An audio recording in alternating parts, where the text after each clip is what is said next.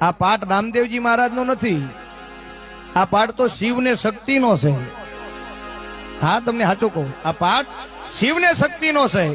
રામદેવજી મહારાજને 650 વર્ષ થયા અને આ પાઠની પરંપરામાં આરતીમાં આપણે બોલીએ છીએ કે પહેલા યુગમાં પહેલા જ રાજાએ પાઠ માંડ્યો, હોનાનો પાઠ, હોનાનો ઠાઠ, અને એમાં 5 કરોડ તરી ગયા. કેટલા? 5 કરોડ. બીજા યુગમાં હરિચંદ્ર રાજાએ પાઠ માંડ્યો રૂપાનો, હાલ જે રૂપાના પાઠના દર્શન કરી ઈ, અને એની અંદર 7 કરોડ તીર્યા. ત્રીજા યુગમાં ધર્મરાજા યુધિષ્ઠિર, એમને પાઠ માંડ્યો ત્રાંબાનો, એમાં 9 કરોડ તીર્યા. અને ચોથા યુગમાં બલિ રાજાએ માટીનો પાઠ માંડ્યો, એમાં 12 કરોડ તીર્યા. બોલો, આ આરતીમાં આપણે ન સાંભળ્યું? તો આ તો આદિ અનાદિકાળથી આ પરંપરા છે.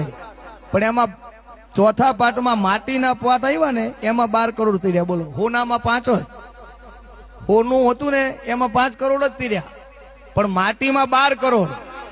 એટલે એનો અર્થ એ છે કે વર્ષો પહેલા એમને ખબર પડી ગઈ હતી કે જતા દાડે માટીની કિંમત થાય. બોલો, અત્યારે આ જમીનોના ભાવ કેવા છે બેનો? સાચું કહેજો, કેવા ભાવ, કરોડોના ભાવ છે. જેના જોડે જમીન છે ને એ તો રાતા પીડા થઈ જાય ભાઈ. એટલે આરતી આપણને એમ કે છે કે જમીન હોય ને તો કોઈ દી વેચવી નહીં, ગમે એવી તકલીફ પડે, ગમે એવું કરી લેવાનું બીજું કામ, પણ બાપ દાદાની જમીન વેચવાની નહીં, 2 વીઘા વધારવાની, બાકી ઘટાડવાની નહીં. આ મારી તમને